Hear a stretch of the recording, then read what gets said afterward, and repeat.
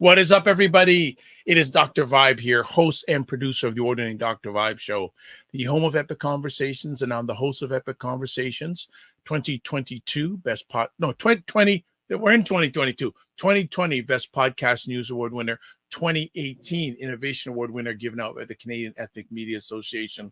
I also co-host and co-produce the only online show in the world for dads and fathers that's sponsored by Dove Men Plus Care. And as always, I'd like to say you're blessed, highly favored, a magnet for miracles, and a solution for someone's problem. And we are broadcasting live on September 24th. Yes, October is coming around the corner, but we still here, family. It's still somewhat warm here in Toronto. We got some decent weather that's hanging out. But Sunday afternoons, Black Canada Talking around 5 p.m. Eastern Time. Black Canada Talking is a live online event that provides Black Canadians the opportunity to express their POVs and give their takes on things that are of importance to them. And also, we just like to spotlight great Black Canadians too. But today, we have back on a Black Canada Talking OG. I'm saying that respectfully. OG, and I'm underdressed today. Check this out. Check this out. Cesar, how are you today, sir?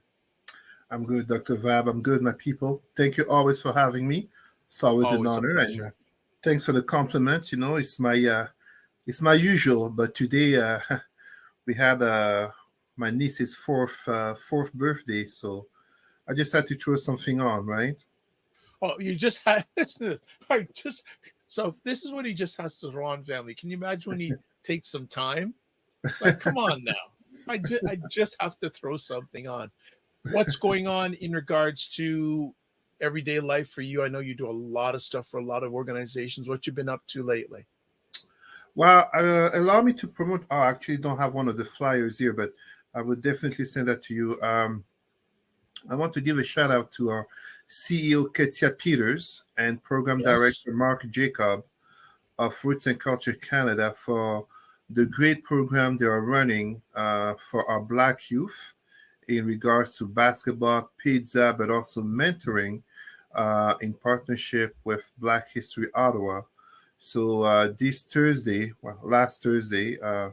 I got to speak to the youth regarding leadership and justice in Canada. And at the same time, of course, giving trainings and conferences in Ottawa and outside of Ottawa. As you know, there's a rise of hate, and also there's a pushback against EDI, anti-Black racism education. And, you know, it becomes eventually a conflict of values, as notably this week in different cities across Canada, there were protests against LGBT education. But this also happened overseas in Europe. Such as in Belgium, in the same week where, notably in Africa, Kenya is looking at passing a law, that basically would condemn up to the death sentence people who are deemed LGBTQ. So, you know, like I tell my Black people, it has nothing to do in terms of, when I say embrace, in terms of, you yourself being LGBTQ. It's a matter of respect and dignity of others, of the difference, and it becomes a matter of values in terms of the type of society that we want to live in. Because, sometimes Black people hate when there's comparison between, let's say, LGBTQ and the Black cause. But the last time LGBTQ people were deemed illegal was also a time in which Black people lived under segregation and colonization. And let's never forget honoring people like James Baldwin and Martin Luther King, mentor Bayard Rustin. The LGBTQ movement began with Black people. That's very important. You know what? I just want to interrupt before we go any further. So a few things before we get started today. As always, if you haven't done it yet, I want to encourage you to subscribe to the Dr. Vibe Show YouTube channel and hit the notification button so you get notified for upcoming conversations. Also, like the Dr. Vibe Show on Facebook, YouTube, and Instagram. 2, if you want to advertise your business, product, or service on the show, please email me at dr.vibe at the dr, vibeshow.com, and love to do that. Now, we got some people who are chimed in. One of the wonderful, I haven't seen this person in a while, green-eyed little baby. She usually chimes in on State of Things with Aisha, Jill, and Lala, but she's here this afternoon when we're broadcasting live. Great. And she goes, she is good. And she's great finally to get a notification for your show. Yay. So it comes through. And before we went live, Cesar and I, we had 2 topics we wanted to chat about, but I would like him to talk a little bit deeper on this subject since he already chatted about, because this past week across Canada, and he was saying globally, there were arrests, heated exchanges at Mark rallies over LGBTQ school policies. So, Cesar, if you're comfortable, let's delve a little deeper, into this topic. Look, how can I put it? Oh, sorry, my light just went a little bit darker. No, I am absolutely in support of our brothers and sisters who are LGBTQ. I am a Pan-Africanist, and yes, most Pan-Africanists oppose LGBTQ rights because most Pan-Africanists are actually Christians or Muslims. People often hear me talk about religion, but that's exactly what it is. Religion is the main driver of homophobia, whether we talk about homosexuality, going to hell, false links with pedophilia, etc., etc. So protests that have occurred across cities actually also happen, as I was saying, in Europe. But what most people don't realize is that it is religious extremists, aka integrist extremist religious groups that tend to drive them. Although it is true 100% that there are concerned parents. There are concerned parents who feel, 5, 6 years old is too young to teach about sex to the kids in elementary school, and that it is not the job of the school teacher to do so. I could almost agree with that if it wasn't of the fact that indeed there are children who do have questions about such things in regards to the society and the times that they live in. And the coursing questions are not a matter of teaching kids to be gay or lesbian, such type of fears. It's more in terms of focusing on empathy and compassion and an opening to the difference.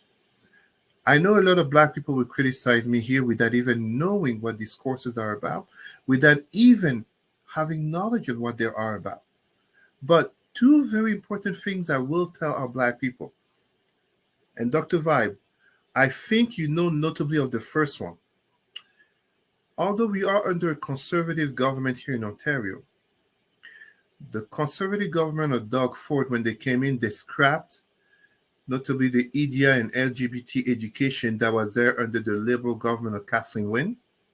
But then they reintroduced something that was even more progressive. So this government is very pragmatic in terms of adapting itself to the realities of the landscape. The same government that in 2020, when a certain George Floyd got killed, Doug Ford said there's no systemic racism in Ontario. A matter of 24, 48 hours later, recognizing that there is systemic racism in Ontario. Pragmatism, adjustments. So the very conservative government that's present here, and Doug Ford really does not embark too much on social conservatism. Although, of course, there's rhetoric against the woke, the extreme woke. This is another thing. Black people, I am woke. I'm proud to be woke. My family is woke. I want every Black person to be woke because being woke started with Black people 100 years ago. This was part of the Pan-Africanist movement to be woke, to be awake to the oppression of the state against Black people. Stay awake, stay woke. That's where it comes from. White conservatives have basically polluted that term to speak of extreme leftists that they call woke. The other thing I want to bring to the knowledge of our listeners is that we're in 2023, 70 to 50 years ago, following the Supreme Court decision in the United States of Brown versus Board of Education that led to the desegregation of the school system, started the notions of adjustment and education of white children to the black counterparts, to the black schoolmates, educating them in terms of notions such as, black skin is not evil, black skin is not chocolate, black skin doesn't make you dirty. The type of education that a certain Dunham, I think her first name was Victoria Dunham, but that white woman who made the lie about Emmett Till. This type of education becomes necessary to create a better society. And when I say better society, and I know many black people hate why do you have to talk about the black plight when the topic is about LGBTQ? But because there are links in terms of oppression of people. It's like talking about the genocide of black people and not seeing links with the genocide of, for example, Jewish people in terms of how people become turned into objects to make it easier to kill them. So here, what I'm saying to our people, absolutely, I can understand the concern of parents, notably black parents, in terms of what is taught to the kids at school. But I would invite them to pay attention and to stop falling for the videos and the rhetorics of the extremists in terms of, always the sensational video to bring people to be excited and to be angry. Many of these anti-LGBTQ protests, it's extreme Muslim and Christian organizations that are behind them. And white conservatives. You think I'm going to ally myself to those people? The same people who tomorrow will turn against you. I mean, it made me laugh when I saw veiled Muslim women protesting against this, fully knowing that they are protesting with people who tomorrow we tell them, go back to your country. So these are the type of realities that our people don't want to see. Absolutely no. Like, I cannot tell you, as notably a consultant who work in the education sector, I cannot tell you of a school board that is embracing teaching sexuality to children in elementary school. But I can tell you of school board, including Catholic school boards, that have become open to LGBTQ education in terms of embracing the difference and making children feel well in the skin, no matter the sexual orientation might be, and no matter what the sexual orientation of their parents might be. Those are two very fundamental things. Okay. Good stuff. I had some follow conversation on this subject. And Green Eyed Little Baby says, great subjects. The world has become so hateful towards people seen as different. We all weren't meant to be the same. That's why our maker created different colors, human, plants, and animals. For me, it's a matter of respect and dignity. That's all it is. It's not a matter of, no, it's respect the right to live, the right to dignity of others without them having to hide themselves. Why is it that, if a person is LGBTQ, well, they're not bothering you. Let them live their life. I don't see an anti-heterosexual movement here. No. It's so, and unfortunately, this type of anti-LGBTQ hate, homophobia, and some people think homophobia just means having fear of homosexuals. No, you don't need to be afraid of homosexuals, but you basically cultivate a certain fear, a certain hatred towards them, and black communities tending to be more religious than others tend to be reinforced with homophobic messages at church, just in the mosque and in black families. Black families tend to be more socially conservative than the norm. Okay. And she also follows up saying, you don't have to accept someone's differences, but you should respect their right to life, just like they accept yours. Absolutely. Respect and dignity. That's all it is. Cesar, so is this another component the area that you work in. You talk about equality, and this now become a frontline issue also, because over the last few years, George Floyd, equity, has this become now a frontline issue? And what are parents coming to you with, either pro or not pro, when it comes to this subject? Well, it is a frontline issue. I am very proud that I have helped to introduce the LGBTQ flag in child welfare agencies in the Eastern Zone. I've promoted the Philadelphia LGBTQ flag, which now people have seen with the black and brown bar, because before it was only the rainbow without the black and brown bar. So the city of Philadelphia is the one that first came up with the black and brown bar to honor the fact that LGBTQ activism began at Stonewall in New York City with notably black activists. And we know about people like James Baldwin, etc. And let's never forget Martin Luther King, a very respected leader and hero. Martin Luther King, his mentor, Bayard Rustin, was openly gay, and he was respected by Martin Luther King just as by Malcolm X. But in that time, being LGBTQ wasn't an issue, notably in the Black community. It became an issue following the 1980s and 90s, notably with white conservatives' money going into Black churches and starting to change the narrative. These are documented factual things. So to come back to your question, I personally don't deal and address parents per se. I speak more with senior leaders and public servants, and it's a matter of educating them. Now, there is resistance. On one side, there's a general resistance in society regarding EDI and everything that comes under the umbrella of EDI: indigenous issues, anti-Black racism, LGBTQ, disability, immigration, etc. But there is also resistance and pushback, notably in terms of workers, notably public servants, in regards to feeling like these are not values that they embrace, and some have decided to leave the agencies. Some have had to be told very straightforwardly, this is where we are going. You are either part of it or you basically would have to leave. Before some people start to think, oh, this is extremist and all that. In 2023, do you want to work in a workplace where someone expects to be hired, to be working, and to stay at work and say Black people are inferior? Women are inferior. Women are going to hell because they have menstruation. Black people are going to hell because the skin is the skin of the devil. You wouldn't accept that. So why is it that you would be okay with discrimination towards a certain type of group simply because they don't share your sexual orientation? So these are important things that we must recognize will contribute to that hatred. In 2016, I think it was in Miami, the gay nightclub Pulse in Orlando. Yes. Yep. And that shooting that happened, it was by an extremist Muslim person. But ultimately, it's not because he was Muslim.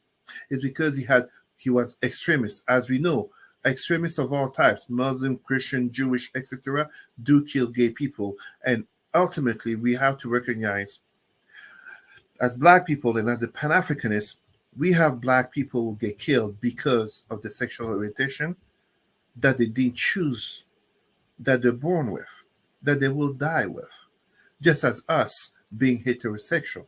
I don't remember the day I chose to be a heterosexual. But I wouldn't want to live in a world, in a planet where because I'm heterosexual, I get killed. Because not long ago, we lived in a time where simply because I'm Black, I'm living under segregation, colonization, slavery, etc. And I heard media about these protests. I didn't see, but I'd be curious to see how many people like us were involved in those protests, either pro or against. There's always Black people involved. There's always Black people involved in these type of things. And I mean, and you know what? It's okay. Like, if a Black person feels so strongly regarding this issue, great. That's part of the integration in society. I will not, I don't bash a Black person for where they stand at today, because as our great hero Malcolm X said, don't look down on the person who knows less than you today, because there was a time when you didn't know as much as you know today. So that's fine. It's the evolution and the progress of the person. I mean, we're talking about this here in terms of protest and people, with signs and all that. But we look at Africa where we have countries that are passing laws condemning to like years in jail and even the death sentence people for being gay. And this type of mentality comes from colonization by the Arab Maghrebis with Islam and colonization by the European Christians with the Bible.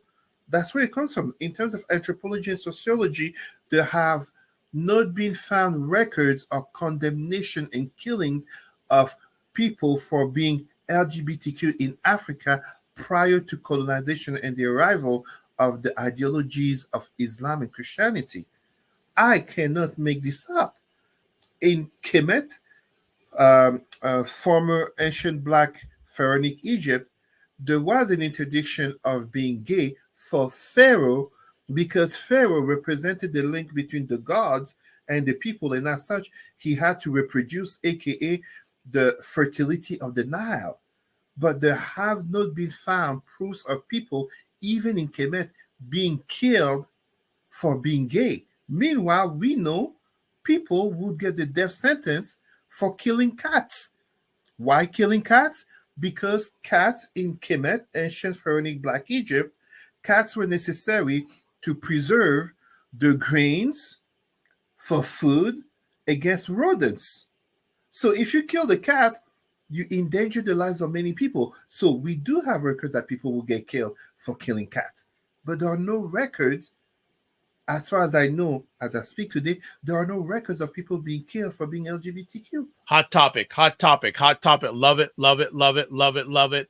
And again, it was something that, it just came up. It just came up. But this shows again the weight of what our ignorance can produce as Black people. And when we think about whether it be in the Caribbean or in Africa, so many brothers and sisters being ostracized, being killed, being driven to suicide, also being driven to immigration, notably to come to countries like Canada. Yes. Simply because of the difference, because of the mindset of the colonizers, the enslavers, with the so-called holy books. That is fundamentally a problem because in the world that we live in today, I dare anyone to come show me the white Europeans or white Arabs or white Jewish or white Indian people or Asian people who are victim of ostracism or led to suicide or killed by their own because of a Black ideology. I challenge anyone to come bring me those examples. I don't know any. All right. So for our topic, we had no idea we were going to chat about at the beginning. That's where things are. There's so many things that come up with that. And that's so I think also too, when I had here, and when I was in high school, I had a teacher named Mr. Patrick, grade 9 consumer ed class. And he said something that I've never forgotten. He said back then, he says, everything that happens in the US within 10 years will hit Canada. This started in the US a while back. Like the battleground over the last year or two in the United States, especially politically, the school system. And now you see it's filtering up here. So definitely we'll keep an eye on this story. What we're going to do, we're going to take a quick little break, probably a 30-second break, and we'll come back. And on the other side of the break, we're going to talk about the Canada-India squabble. Oh, actually, last night I was hosting State of Things with Aisha, Jill, and La. They said, Dr. Vibe, you got to talk to us about that. You're not telling us about that. And they're based in the United States. So people in the U.S. are asking us about this. And we're going to get a Black Canadian lens on it from Cesar. I'll add a little bit myself. And then we're going to talk about a very special announcement from the UN that Cesar is involved in. So this is beautiful. So we'll be back in about 90 seconds. And that's what I feel like. You feel like you're the Harriet Tubman of the mind. I am. I feel like I'm one of the Harriet Tubmans of intelligent Black people. Like I want to liberate y'all from like being left behind and ignored and oblivion. No, really, the rappers get all the attention. Seriously, does anybody else feel this way? Like ignorant Black people, they'll be all up, getting all the headlines on the Shade Room. Overly sexualized Black folks. Like the twerkers and the just people that don't always represent the best of us. The diversity.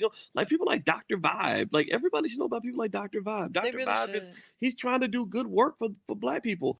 Dr. Vibe from Toronto. Good to see you, my brother. Dr. Vibe. Everybody follow Dr. Vibe. He has a great show. He's very good at what he does, and I have a lot of respect for him. Okay, so let me hop into this. What's up, Dr. Vibe? How you doing? Everybody, if you see Dr. Vibe in the chat, everybody go follow the Dr. Vibe show. Dr. Bob is a real smart brother and a good human being. I like the guy a lot, and he's very intelligent. And I think everyone should pay attention to what he's got going on. We got to shine the spotlight on the intelligent Black people out here that are really doing the good work. Don't just pay attention to the rappers and the celebrities. A lot of these people are losers. Your true winners are your people in your community that are really having your back. Helping us to have stronger families and a stronger community. So Dr. Bob is in that category. So you might see the Dr. Bob show in this chat. If you see him, please go follow him. Okay. All right. We are back with Cesar on Black Canada Talking. And before I go any further, too, I want to say, if you want to touch base with Cesar, there's his email address, president@rootsandculturecanada.com. And also Facebook, there is his Facebook address. So we're back, second half of our conversation. And yeah, there's a lot of stuff going down with Canada and India these days.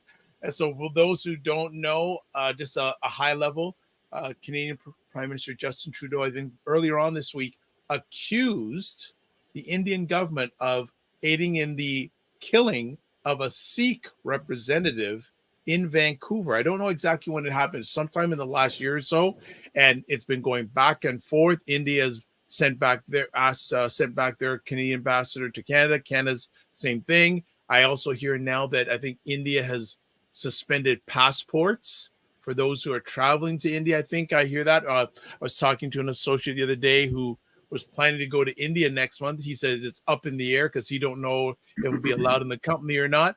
Cesar, what do you say about this interesting tit for tat? So I would say first and foremost, in appearance, this is not a topic that concerns Black people.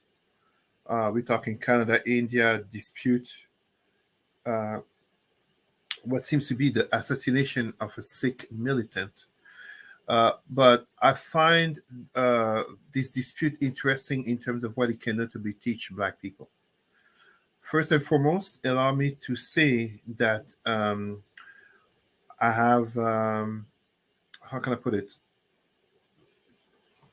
I've been well treated by this community, the Sikh community. I've been to a Gurdwara, basically the temple.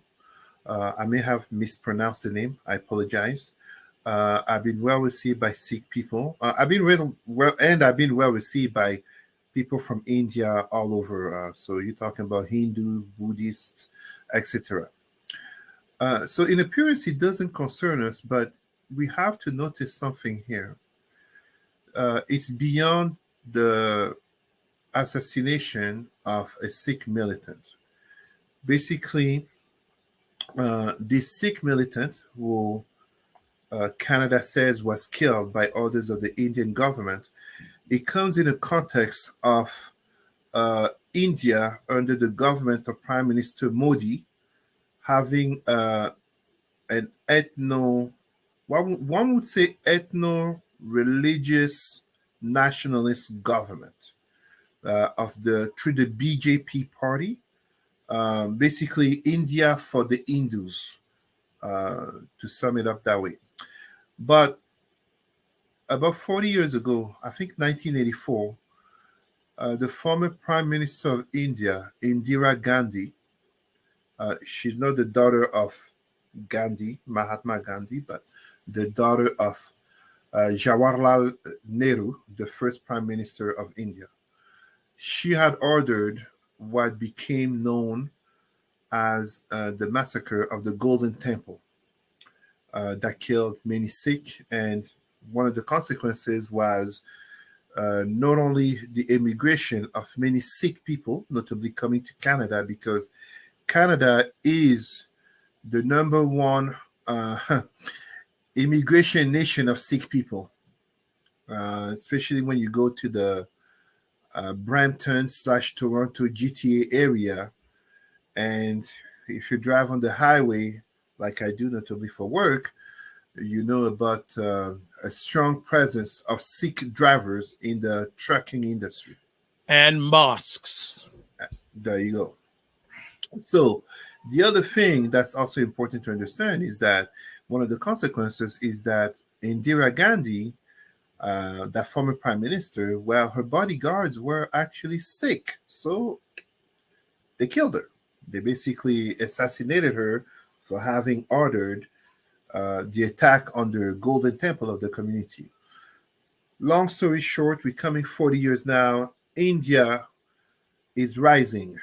India is rising on the world stage. India is part of the BRICS. India is now part of, no, not part. India is the nation with the highest demographics in the world. It has surpassed China, I believe, earlier this year, if not last year, but I think earlier this year. So how does that even relate to what we're talking about in regards to Black people? Well. Look at the strength of the Sikh community, my friends. Look at the strength of the Sikh community to the point where Canada is basically able to enter diplomatic disputes with India that are going so far as the cancellation of visa. Meanwhile, let's be honest here. Canada has foreign students. The number one community of foreign students is Indian, 40%. Foreign students bring in a lot of money. I mean, they get charged, 2 to 3 times more in colleges and universities than national students. So, to me, what is happening here, and of course, it will settle, it will calm down.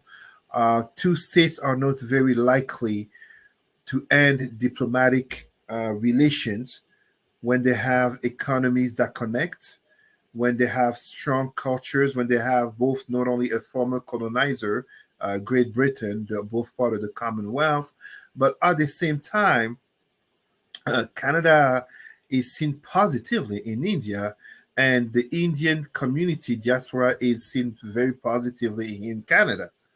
I mean, you don't think in Canada, you don't think of extremism and you think Indian or even you don't think Sikh.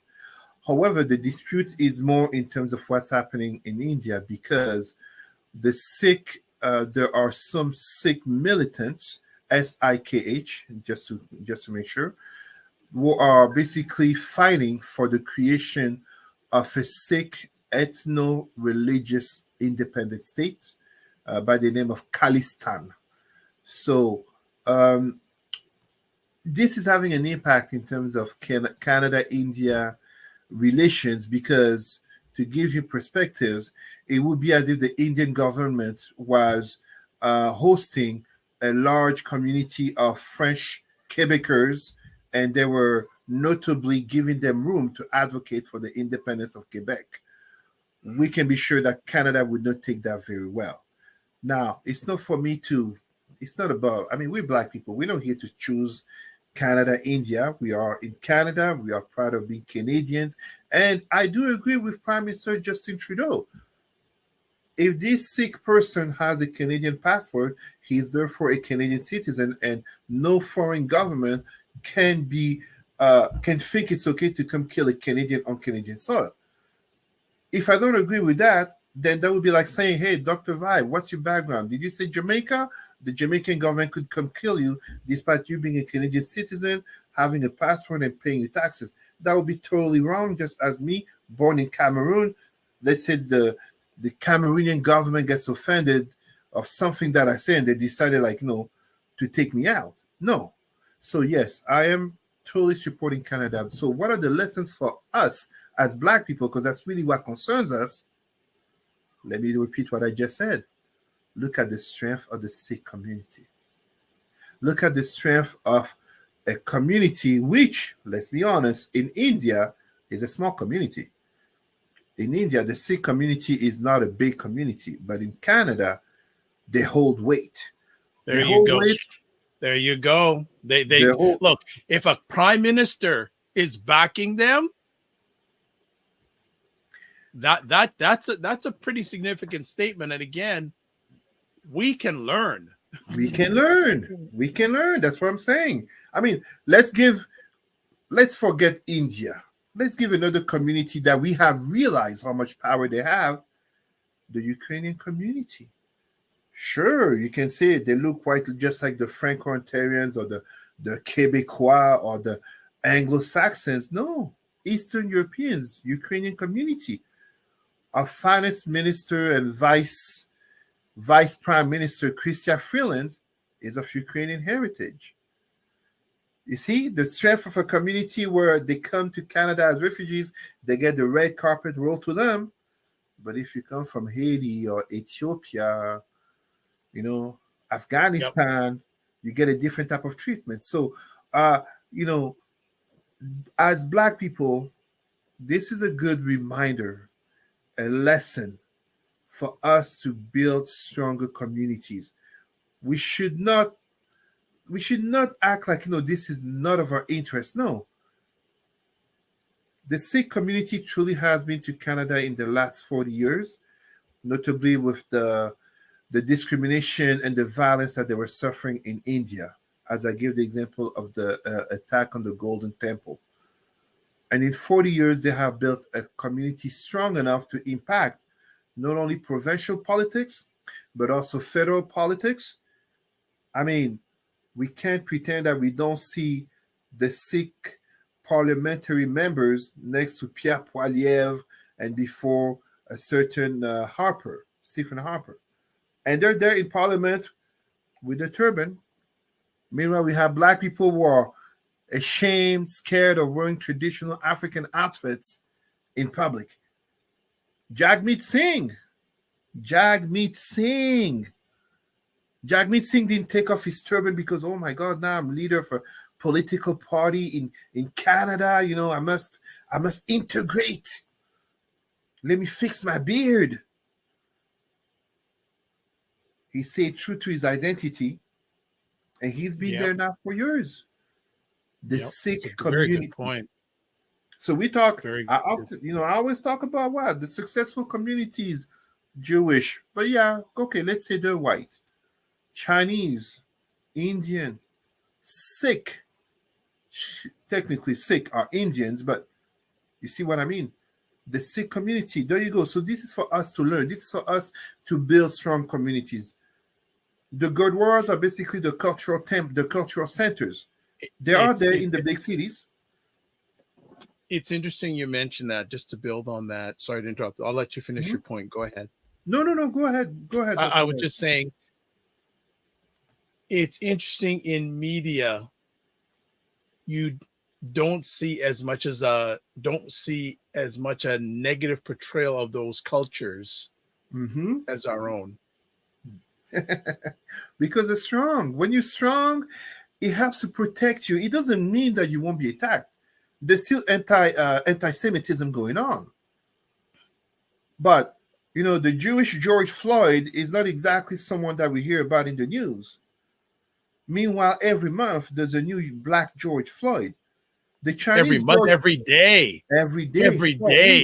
Right? Because we only hear about the extreme one of those every day. And let's not forget that we have sisters who also get killed. Sandra Bland, for example.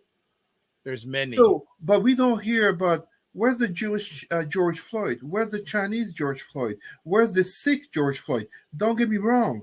There should never be one. I am not here saying there should be one or no, there should never be one. So why is it that we're having Black versions of George Floyd, of Sandra Bland? Those are the ones that make it to the media. So imagine the vast amount that never make it from here in Canada all the way to Brazil and going to Europe, going to Israel, going to Australia. Australia, the country that jails the most children. And those children, they're not white children. They're indigenous Blacks. That's what I mean. All right. Okay, let's move to our final conversation topic today, and we're ending up on an upbeat. Cesar brought this to our information. UN report urges countries to consider financial reparations for transatlantic slavery. This is very much near and dear to Cesar's heart, and I think it should be near to any Black person's heart. But Cesar, thank you so much for bringing this table. Can you give us the lowdown on this? Well, basically, and I think Dr. Vab, you may have the photo story. Yeah. Oh, sorry. Okay. Well, what I'm going to do is I'm going to bring the photo first, and then I'll bring the story. So let's see if we can do. Okay, we're going to do the photo first. Hopefully, it's going to come up. It's going to think here. All right, let's bring. Okay, here we go. Here goes the photo. Thank you. Well, basically, end of May, beginning of June, I had the honor, among others, including Roots and Culture CEO Cesar Peters and Roots and Culture Program Director Mark Jacob, of being selected to be at the United Nations to represent the Canadian Black civil society in the context of the United Nations Permanent Forum for People of African Descent. And the issue of reparations for slavery is, not only was then, but is still a central one to address. So the United Nations this week, basically including the Secretary General, the United Nations Secretary General Antonio Gutierrez, basically the UN is moving forward with not only recognition but truly speaking of financial reparations for the transatlantic slave trade of Africans. Now, how can I put it? I think this is a great thing. Obviously, this is something I stand for. I am absolutely 100% behind the notion of reparations. For those who would like to criticize it, the Jewish community has gotten reparations in regards to the Holocaust, the Shoah, the Holocaust of Jewish people, and they are still getting reparations to this day. In Canada, as I believe in the United States, the Japanese community has gotten reparations in regards to the internment in camps of Japanese people during World War II. It's very clear that we can talk of reparations to indigenous peoples, notably here in Canada, at the cost of billions, in the name of residential schools, child welfare, and the very Canadian state having stolen land and having caused not just cultural genocide, but genocide of all types to indigenous people. So why not Black people? Well, why not? We should have the reparations. Those who want to make the argument of how far back are you willing to go in history for reparations because, etc., people have enslaved one another. Well, first of all, that's a false argument. Reparations are occurring notably because people have been targeted on an ethnographic lens, meaning Africans did not get enslaved simply because there was slavery. They got enslaved because they were Africans. Blackness became condemned. There was legal, so those who committed slavery were not committing slavery simply because they wanted to or because they could. The state was sponsoring the enslavement of Black people. The very fact that we have today Western names, many from the Bible, or Muslim names, notably from the Quran, are legacies of slavery. Now, one of my first criticism of this, and I was one of the rare ones to address this at the United Nations, as I didn't get to have 2 minutes to speak for those 3 days I was there. I was never picked to speak, but one of the things that is important to remind our Black people, The enslavement of black people by the white Europeans basically lasted, the earliest date I can give you with my historical knowledge is 1443 by the Portuguese off the coast of Capo Verde until 1888, again by the Portuguese in Brazil. However, the enslavement of black people, like the targeted enslavement of black people by the white Arab Muslims, began in 639 with the treaty called Bact. And the Sudanese people were the first ones to be victimized by this, where basically, in order to avoid war, you have to give us slaves. And although I would like to tell you that slavery of Africans by the white Arab Muslims ended, some people would tell you like 1962, Saudi Arabia. So 2 years before Malcolm X went to visit Saudi Arabia for his pilgrimage. No, the truth of the matter is not even 1980, Mauritania, where our brothers and sisters who are Haratin are still enslaved by the white Moors called Bedouins. The enslavement of black people by white Arab Muslim is still ongoing today, notably in North Africa, as we saw in 2017 with Libya, but as well when you look at the Middle East with working conditions that are called modern day slavery all over the Middle East, from Lebanon to Qatar, etc. So yes, this is a great step forward. It's an important step forward. And this is all part of a bigger conversation in terms of the restitution of African art to the Africans. You know, the missionaries, notably priests, white priests, were convincing Africans that the art was witchcraft, and therefore to burn it or to give it to the white missionaries. And those missionaries, notably priests, what did they do? They put them in the museums in Europe and North America, and they got rich off it. Meanwhile, they imposed upon blacks the statues of Jesus, the statues of Mary, etc. And we still, for far too many of us, we still perpetuate the consequences of slavery and colonization upon our people, notably with honoring the legacy of the ideologies of our oppressors. Even me, Cesar, there's no such a thing as an African named Cesar in a world where we have no white people is called Kofi. Show me the white person who is named after an African emperor, after an African king. Show me that white kid born since 2008 named Obama. And here I am, a Pan-Africanist, a black community leader, black and proud as I am, African around my neck, first name Cesar. That's slavery and colonization.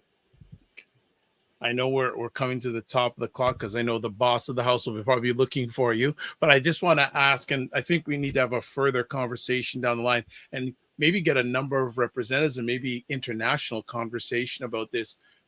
Oh, I got them. Okay, well, let's talk offline. Let's make it happen. My concern when it comes to reparations, people will talk about it, but when the aspect of money comes up, crickets. Well, there's a reason why. And I mean, there is a reason why. And look, we were talking about the Sikh community and how Canada's Prime Minister Justin Trudeau, I mean, let's be honest, Justin Trudeau is not even standing up for the Sikh community. He's not. A Canadian citizen was killed, according to reports, by a foreign government. Justin Trudeau is doing his job. It just happens this person is of the Sikh community. But again, it speaks to the strength of that community, which is the difference in terms of, in Canada, the Sikh community is strong. In India, it is not strong. So you get a completely different treatment of the same community, which is here when it comes to reparations for slavery, is the Black community strong? Are we a strong community in these Western countries in order of thinking that we truly could get financial reparations for the transatlantic slavery? Yes, there are Black families that notably got some type of reparations for injustices upon them during segregation. I'm thinking notably of a Black family that owned a piece of the beach in LA, and they got reparations after, I don't know if it's a century. Yep. There are communities, notably in Africa, that got some form of reparations. I'm thinking here about, I might be wrong, but I'm thinking here about the Herero and the Nama. They're survivors of the first genocide of the 20th century. So sometimes people, they hear genocide, they right away think about the Jewish community. No. The first genocide of the 20th century, I believe 1905, 1907, was committed in Africa by the Second Reich. The Second Reich is basically the Second Empire, the Second German Empire. Hitler and the Nazi, that's the Third Reich, the Third Empire. Under the Second Empire, the Germans killed 50 to 70% of all the Hereros and Namas in what today we call Namibia and nearby countries. So they got some form of reparations. Right. But those are the minorities, the minutes, the very minority groups and communities and families that got any type of reparations. And then, even if reparations does occur, how would that money be managed? Who would get that money? Why would we? That's a whole.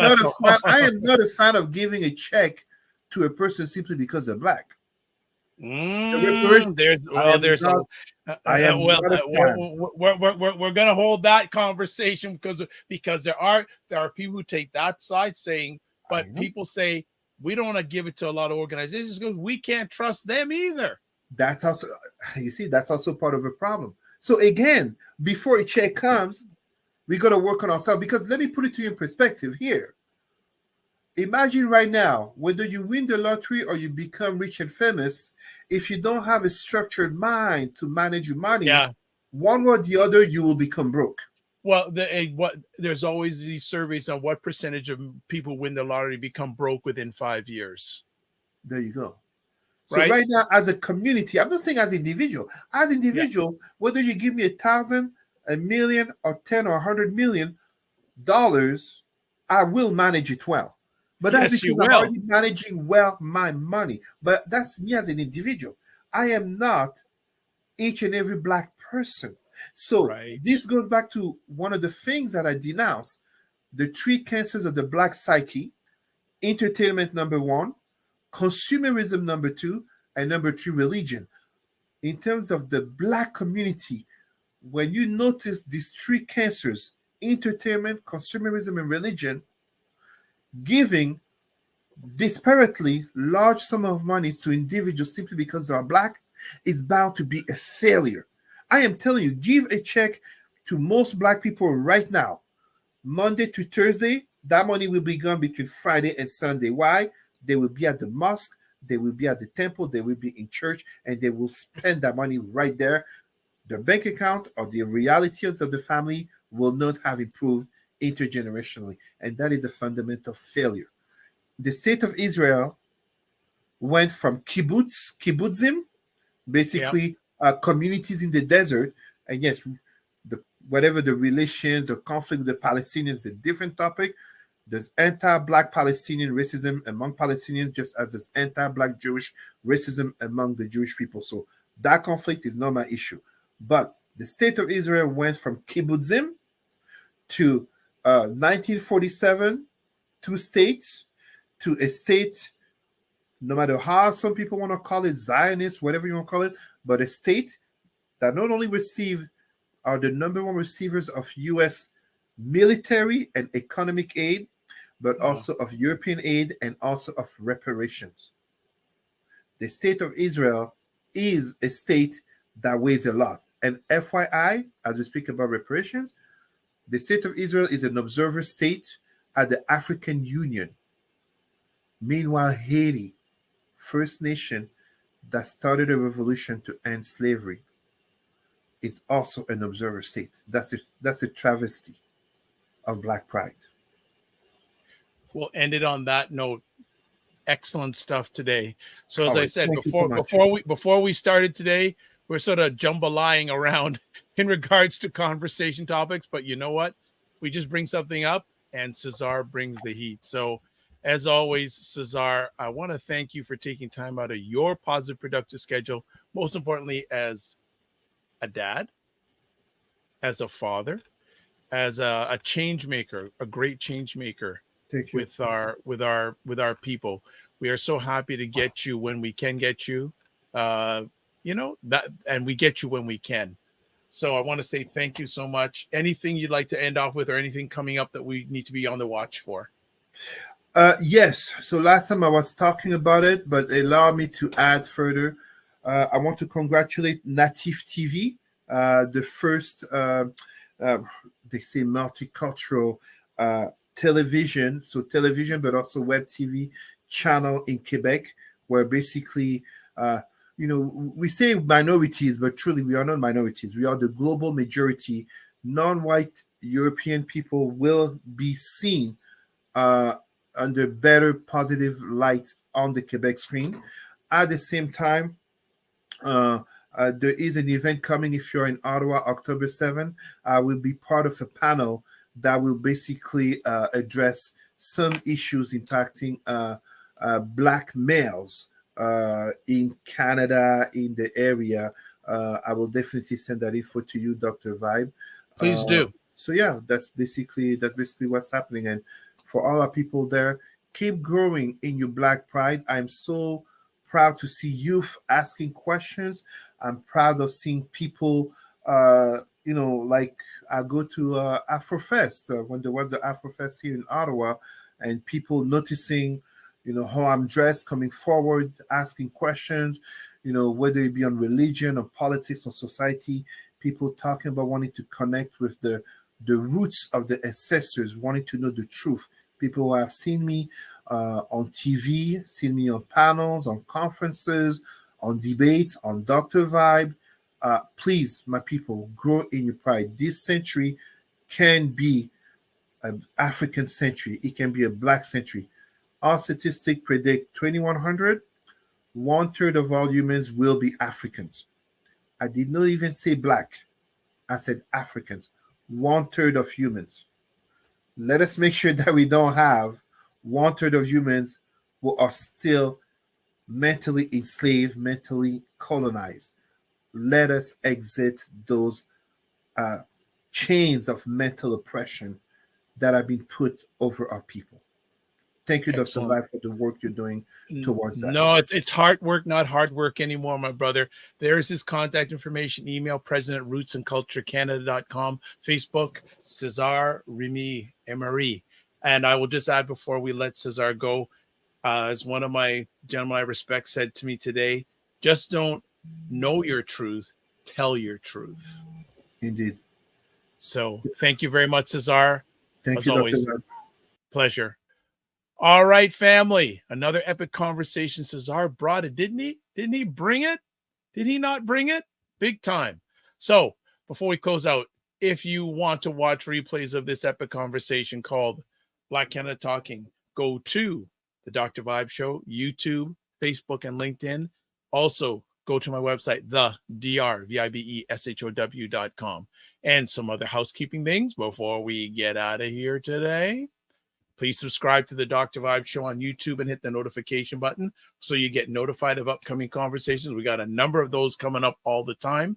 And also to advertise your business or service or your product on the Dr. Vibe Show platform, email me dr.vibe@thedrvibeshow.com. So this is how we close it out. Oh, one other thing, how you can contact me. Sorry about that. Website, thedrvibeshow.com. Email address, dr@thedrvibeshow.com. YouTube, Facebook, LinkedIn, The Dr. Vibe Show. Twitter /X, I guess it's soon got to be X, @DRVIBESHOW. And then finally, Instagram, @the DRVIBESHOW.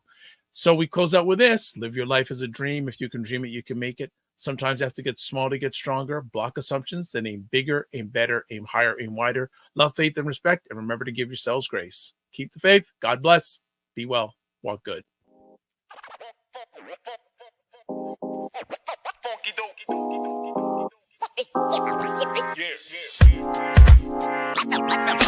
Yeah.